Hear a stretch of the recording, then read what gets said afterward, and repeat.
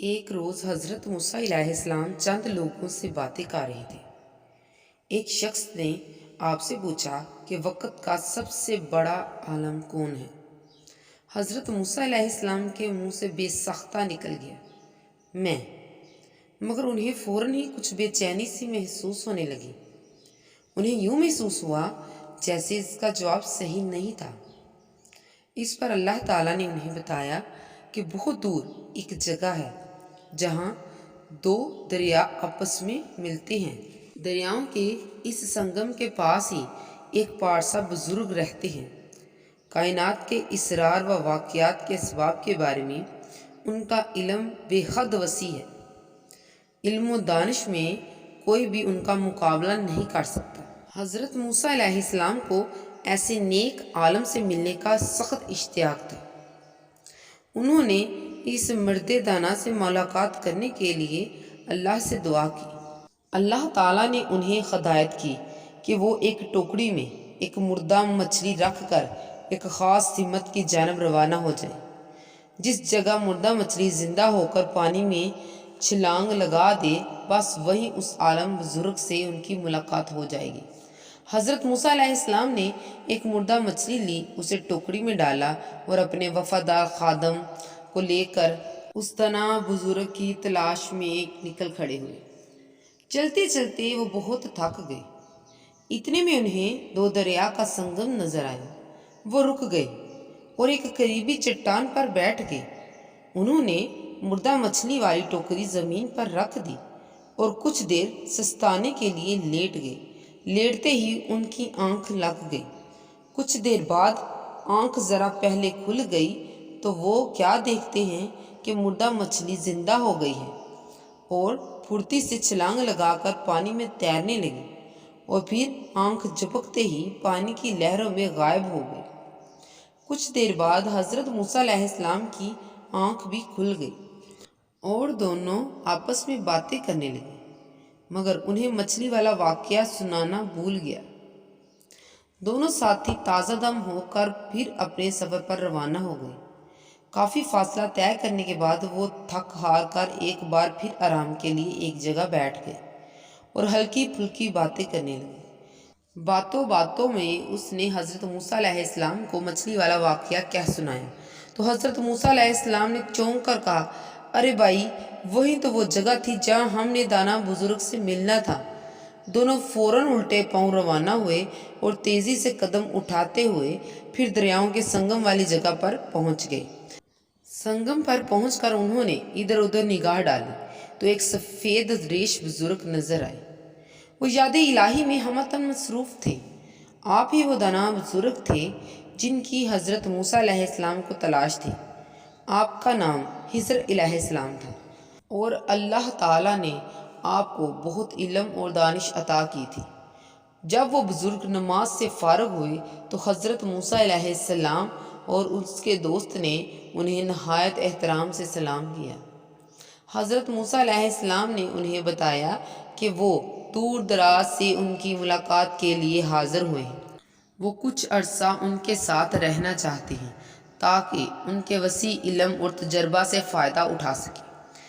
اس پر حضرت خضر علیہ السلام نے کہا کہ انہیں ڈر ہے کہ ایسا شاید ممکن نہ ہو، کیونکہ ان کے ساتھ قیام کے دوران حضرت موسیٰ علیہ السلام بے صبری کا مظاہرہ کر سکتے ہیں۔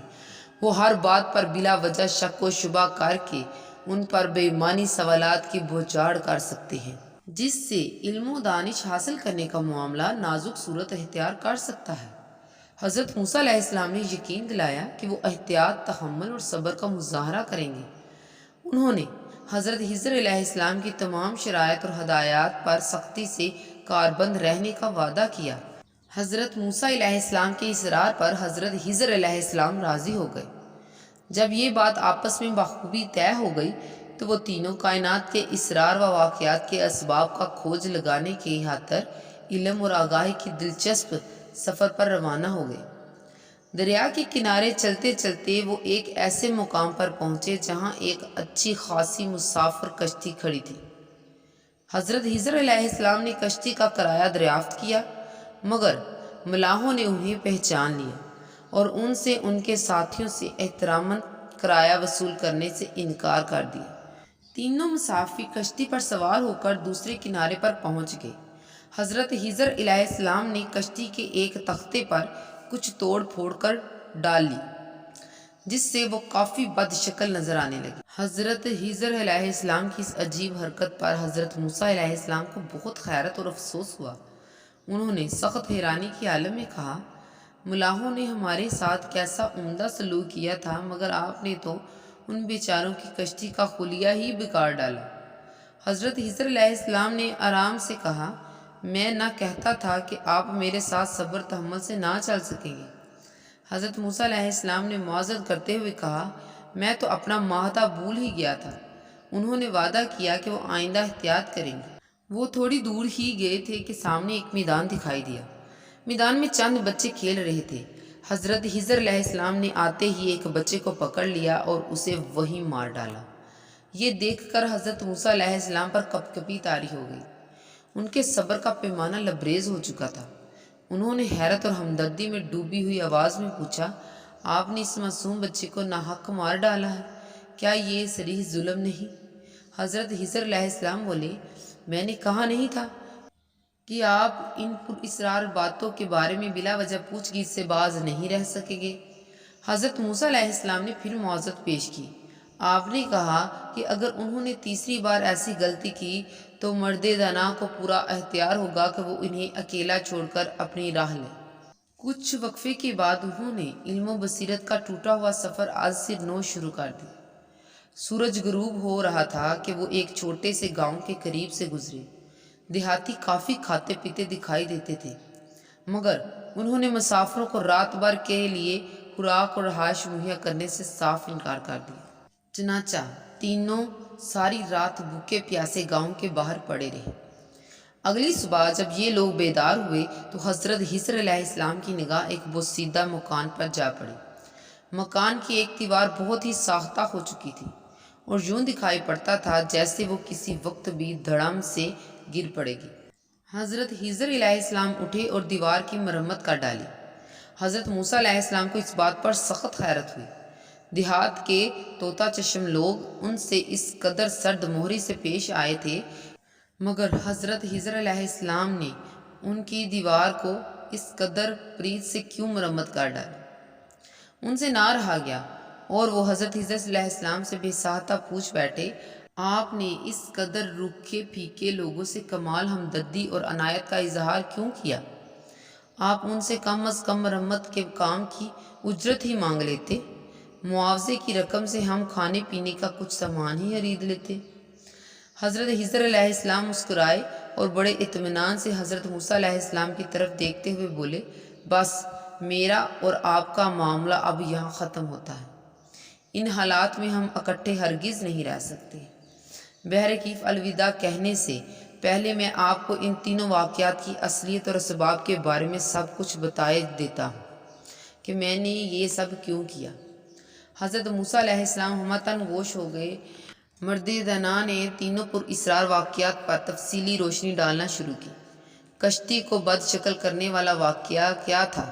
خضر علیہ السلام نے کہا کہ وہ کشتی چند مفلس ملاحوں کی ملکیت تھی۔ وہ مسافروں کی بار برادری کا کام کر کے اپنی روزی کماتے تھے۔ دریا کے اس پار ایک ظالم حریص بادشاہ کی راجدھانی تھی۔ لالچی بادشاہ کو یہ کشتی اچھی لگتی تھی، وہ اس پر فوراً قبضہ جما لیتا تھا۔ حضرت خضر علیہ السلام کو خدشہ تھا کہ کہیں غریبوں کی اس کشتی کا بھی یہی حشر نہ ہو، اس لیے انہوں نے اس کے ایک تختے پر کچھ توڑ پھوڑ کر دی تاکہ کشتی بدنما نظر آنے لگے اور ظالم بادشاہ کی حریصانہ دسترس سے محفوظ رہے۔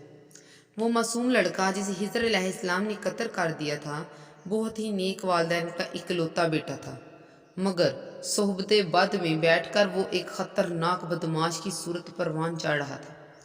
یہاں تک کہ یہ خطرہ پیدا ہو چکا تھا کہ جوان ہو کر وہ اپنے اچھے بھلے پارسا والدین کو بھی بہکا پھسلا کر بدی کی ذلتوں میں نہ دھکیل دے۔ اس لیے خضر علیہ السلام نے برا وقت آنے سے پہلے ہی اس کا کام تمام کر ڈالا۔ علاوہ ازیں خضر علیہ السلام کو بخوبی معلوم تھا کہ اللہ تعالیٰ اس کے والدین کو جلد ہی ایک اور خوش اخلاق بچے سے نوازنے والے ہیں۔ بسیدہ دیوار کا ذکر کرتے ہوئے حضرت علیہ السلام نے بتایا کہ یہ دیوار جس مکان کا حصہ تھی وہ 2 یتیم بچوں کی ملکیت تھی۔ ہستہ دیوار کے نیچے ایک بہت بڑا خزانہ دفن تھا جس کا کسی کو پتہ نہیں تھا۔ یہ خزانہ اللہ تعالیٰ کی طرف سے ان یتیم بچوں کے لیے گویا ایک بیش بہا عطیہ تھا۔ اگر بسیدہ دیوار کو گر جانے دیا جاتا تو مدفون خزانہ ملبے کے ڈھیر تلے دبے کا دبا پڑا رہتا اور یتیم بچوں کے اس تک پہنچ پانے کا امکانات ختم ہو جاتے۔ تینوں پراسرار واقعات سے حیرت اور تعجب کے پردے اٹھ چکے تھے۔ بات ختم ہوئی تو حضرت خضر علیہ السلام نے حضرت موسیٰ علیہ السلام سے کہا، اب آپ ہی بتلائیے کہ میرا کوئی فعل بے وجہ یا خالص ذاتی غرض کے لیے تو سرد نہیں ہوا تھا نا، بلکہ مجھے تو اللہ تعالیٰ کی طرف سے یہ سب کچھ اس طرح کرنے کا حکم تھا۔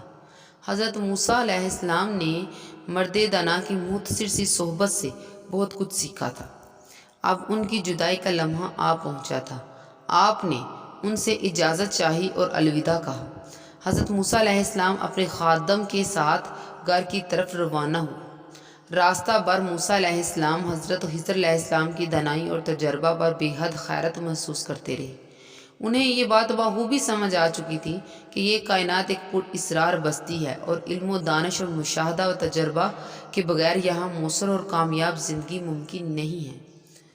اگر آپ کو ہماری یہ ویڈیو پسند آئی ہو تو لائک اور سبسکرائب کرنا نہ بھولیے گا اور بیل آئیکن کے بٹن کو بھی دبا دیں تاکہ مزید آپ تک ہماری ویڈیو پہنچ سکے۔ تب تک کے لیے جزاک اللہ خیر، دعاؤں میں یاد رکھیے گا۔